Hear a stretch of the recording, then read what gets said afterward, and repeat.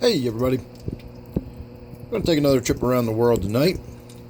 I just came in. I was going to feed everybody, but I decided we're going to shoot this video first and then I'll go around and feed everybody afterwards. So we're going to have a look at the tanks as we go along, and who knows what we might find. My 29 miscellaneous here, not a lot going on with it this week. I do need to get in there and do a water change. You can probably hear that sort of tinkling, splashing water that's coming out of this tank. The filter's backflowing a little bit and the water level's down. I do have 8 long-finned skirt tetras in quarantine right now, and they should be ready to come out. So whenever I get around to doing a water change on this tank, hopefully it'll be later tonight or tomorrow, I'll be able to get into my quarantine tank and start pulling those skirt tetras out of there, and we'll get this tank bolstered back up, and we'll put another little school of fish going on in there.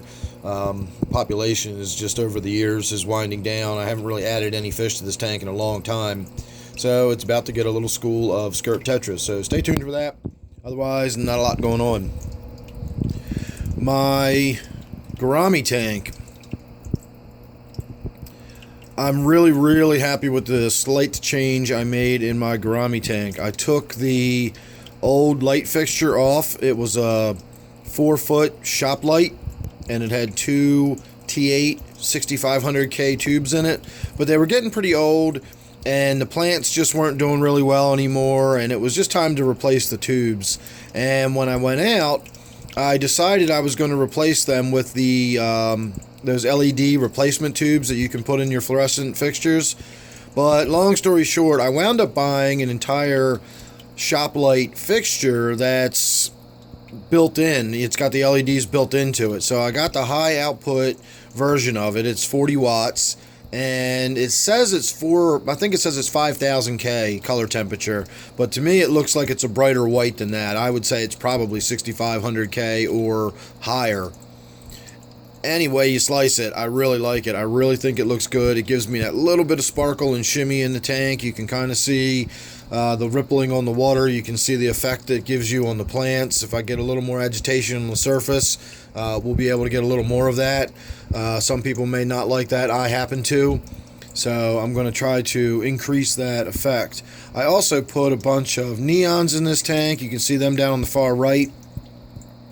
I recently put a couple of excuse me, a couple of they were supposed to be pearl gouramis, but they turned out to be honey gouramis. I have 2 of them in here now. I don't see where the other one is. And somewhere in here, there he is. You say somewhere in here I also have a new angelfish. And he is stunning, although he's not going to really come out and make himself seen. I've got some other video of him. If you check out my Gourami tank playlist, you'll be able to see plenty of video of him, or of course if you're subscribed there'll be plenty of video of that angelfish coming up. So those are the only real changes I've made, and so far so good. I'm really happy with all of them. We'll have to wait and see how long the neons last. Every time I put a bunch of neons in here, the numbers tend to dwindle. I think it's my striped Raphael comes out at night, and any of those neons that are sleeping down by the bottom of the tank get gobbled up before the morning. So moving on to my T-bar tank. Nothing going on in this tank that I can think of. We can have a look at my Snail here. I do have some fish in quarantine that are going to be coming into this tank very soon. I've got some cherry barbs. I've got a female cherry barb in this tank that I've had for years and years. Way back when I had my African tank, which is most of the fish that are now my 125, which we'll be seeing in a few minutes. They were once upon a time in my 40-gallon tank. That is my Black Ghost knifefish tank now, which we'll be also seeing in a few minutes. At any rate, I had all of the cherry barbs in there, and they looked great. I had 2 or 3 males and 2 or 3 females, and then as my Tenopoma got a little bit bigger, it wound up being that I had 1 female cherry barb left. So I wound up rescuing her. I got her out of the tank and put her in this tank, and she's been here in this 55 for a long time, back when this was called my Angelfish tank. back when it had that white substrate in here. If you've been following my videos for any length of time, you'll remember that awful white substrate I had in there. This tank looks a lot different now than it did several months ago. But she's been in there for years and years, and I've never been able to get any males in the tank with her. Every time I get them, they either die in quarantine, or I go to the store and all they have is females in the tank. You know, it's just, I don't know why, but it's been years that I've been trying to get a group of male cherry barbs in there. So far I have 4 that are in quarantine, and they're still doing well. 2, I'm not entirely sure if they're female or male. Their color seems to be like a dark red, but it's not that bright red. So they look too red to be female, but they look too dull to be male. So not really sure what's going on with that. And then the other 2 are most definitely male. So hopefully we'll have some nice red cherry barbs in this tank here pretty soon. I'm also planning on doing a video of this tank where we swap out the light fixture we were just looking at in my Gourami tank. So stay tuned for that too. I think it's going to be really interesting to see what this tank looks like with one of those LEDs on it. I might do that later tonight. We'll have to see. Moving on to my Black Ghost knifefish tank. This is the tank that used to be my African tank once upon a time. Nothing at all going on to think of in this tank. I did see the Black Ghost knifefish a couple days ago when I was coming down to turn the lights out. It lives in this little cave system right there. It's actually much bigger than it looks. It goes all the way back underneath this tree, and there's a couple other rocks in there. It's got more room than you think under there. I know it looks like it's just got this little tiny opening, but there's plenty of room under there. But at any rate, it came out from its side entrance here, and it went on into the cave system over there. So that was it. I did get a look at it. It looked fine and looked, you know, like it always does. I just got a little glimpse of it. So other than that, nothing going on. I haven't even done a water change on this tank in the last week or so, although obviously it's probably about due for one. So moving on to my native tank. Not a lot going on in this one either over the last couple of days. But in the last week or so, if you haven't been paying attention, I put plants in there. And so far, I like them. They're not really staying where I want them. The Java fern's getting ripped up way too much. And the temple plant that I have, you know, I even tried tucking it down. Like I lifted some of these rocks up and put it way down underneath the rocks. And it's still getting broken and torn up. I know this stem right here looks like it's upright. And it is, but it's not in anything. It's just sitting there in the water column upright. If we come down here and look at the roots. Oh, you know what? It is still wedged down over there. I didn't realize how far down those stems went. So all this stem down there does actually go down underneath those rocks. So maybe that'll stay where it is. You can actually see where it's got, you know, all these chunks and bite marks, all these ripped, torn leaves. That's from this tilapia here, munching away at it and grabbing and biting at it. The creek chubs might as well, but I know the tilapia gets in there and tears at it. I did get some video the other day of the crayfish climbing around in the floating water sprite there. That's a big jumble of water sprite. That's a whole bunch of different plants. Somebody suggested the other day that it looked like it was floating upside down. And again, it's a bunch of little plants, so I'm sure plenty of them are upside down and rolled around between the fish tugging on them and the current moving them around and then the crayfish climbing through them. It's no wonder. So that's all that's really going on in this tank. I do still have at least 2 crayfish. I've seen them simultaneously, so I know there's at least 2 still in here.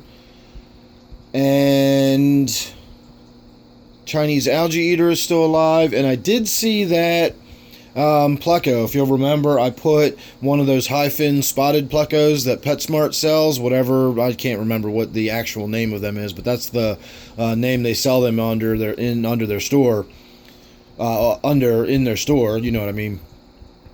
And I saw it the other day, so it is still in there. I was beginning to get a little concerned. I hadn't seen it in a while. If you look at the woodwork back there, and if you look at the woodwork up here in the front, and if you think back again in this tank not too long ago, that was really green and had a lot of growth going on. Even with the Chinese algae eater in here, we weren't really getting the kind of scraped clean wood that we've got now. And it's just really, really stripped bare. You can see I've got nothing to worry about as far as cleaning algae or anything like that in here. I barely ever even have to get in here and wipe the glass down, the front glass. And provided I don't turn that forward light on too much and too frequently, I really don't have to do much to the front glass at all. So lots and lots of good off-walks grazing going on in this tank, and a lot of it's coming from that high-fin spotted pleco, wherever he is. I still don't see him. I've been looking around for him. But as of a few days ago, he was still in there and still alive and still doing well. My snail tank, I finally did something with my snail tank, which basically boiled down to stripping it out, cleaning all that planaria worms out of there, and setting it back up again. I did add, instead of putting eggshells in it this time, I put cuttlebone. I didn't really realize the cuttlebone was going to float like a cork, but apparently it does. And I think there's another piece floating back over there. So the cuttlebone is in there to provide calcium. My water has 0 calcium in it, and therefore the snails, while they might stay alive in there, their shells have like no hardness at all, and even just trying to pick them up, the snails, the shell's just like paper. So that doesn't do my puffer butterbean very much good without having the hardness to the snail shells. And of course the snails don't do well when they're in water that's soft either, so putting that cuttlebone in there should provide them with enough calcium that they'll do well, and I can get back to breeding snails for butterbean to eat. My Gudgeon tank. I haven't done anything with this tank at all since the last video I shot, and if you missed it, the last video I shot was a video of my poor Gudgeon here being all beat up again from that stupid loach that's in here. The injuries have healed back up. You can kind of see the marks on the side there. There's a little bit of a white mark right here. It hasn't quite entirely gone away, and I don't know what the other side looks like. Maybe we'll get a look here in a moment. There we go. That's what I thought. It was looking pretty good. So he's got a fat belly, or she's got a fat belly, I should say. Looking nice and healthy, color's good and everything. So I'm not concerned, but I'm concerned in that overall sort of sense. This is something that, it's not going to be a regular occurrence, but it's going to be something that happens from time to time if there's going to be those kind of injuries. So I really do need to get in there and get that loach out and get them separated. Here's a little look at the rubber lip that's in this tank, which again, one rubber lip by itself keeps this tank as clean as it is. And then, I thought about bringing a flashlight with us, probably should have. I can't turn my flash on while we're videoing, but right down in here is that little South American bumblebee catfish, so he's still in there and doing okay. So I had to change the way I feed the tank a little bit, make sure I put some little sinking shrimp pellets in there from time to time, just to make sure some of those bottom fish get more food in addition to the, algae wafers I put in there to make sure that that little rubber lip gets plenty to eat. So at some point I will be getting in here and putting the air stone in it and getting that chemi-clean going, and we'll get all these plants all cleaned up and looking good, and when I do that, I'll just bite the bullet and I'll get in there and start digging. Again, I really think this hole down here is where that loach is living. And if you see that bright green thing, that's a big sheet of cyanobacteria that broke loose off of something. It was on the surface of a leaf or something, and one of the fish knocked it off, and there it is lying on the bottom. So that's what cyanobacteria looks like. It really does grow in sheets, and you can just sort of peel it right off of your leaves. If it's something you've got to really rub at and scrape and try to get it off of your glass or the rocks or whatever, then it's not cyanobacteria. That stuff comes off really easy, and it comes off in like big filmy sort of sheets like that. So moving on to my 125. Step back here a little bit. Got one cat under one foot and my tripod under the other. Can't think anything going on in this tank either. I do need to get in here and do a water change. The front glass needs to be wiped down. I've got some water Sprite in the other room. If you've been watching my videos for any length of time and you remember not too terribly long ago, I had enormous water sprite in this tank. It was absolutely gorgeous. It went almost from one end to the other.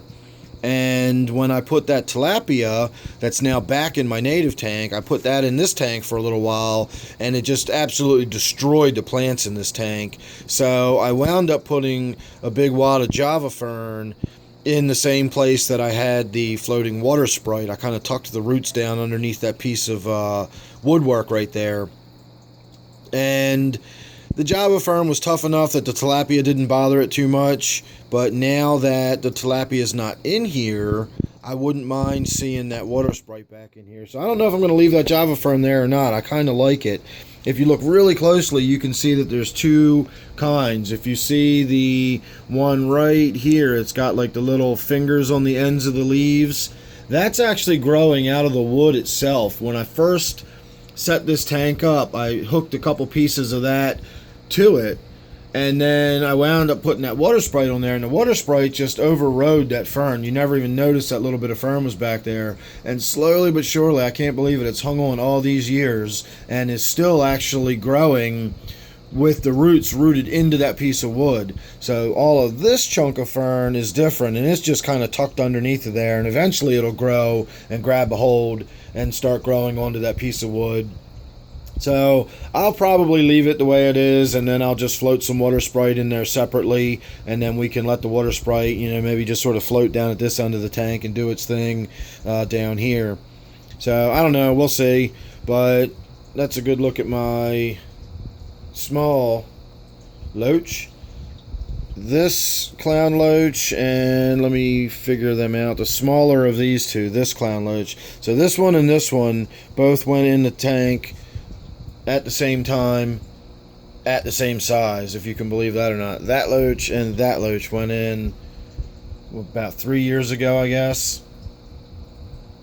And this one, I swear, doesn't look like it's grown since the day I bought it. I swear that could be what it looked like when I brought it home from the PetSmart. And that's another PetSmart, big chain pet store fish, along with this loach. And my big one back here, that's another PetSmart loach back there.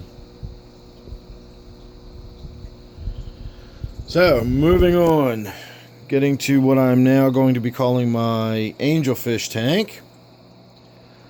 This tank, I don't know if it's the piece of wood that's in there, but I have so much tannins in this tank. I actually checked the light to see if the light wasn't the wrong color temperature or something. It almost looks like a 2700K. It looks yellow. It's so dimly lit in here. But it's not. The light is a nice bright white light. I lifted up the hood itself here, see if I can get a hold of it. So you can see it's a nice bright white light. That's not the yellowy, soft white or orangey, color at all. But then you look in the tank and it sure looks like it.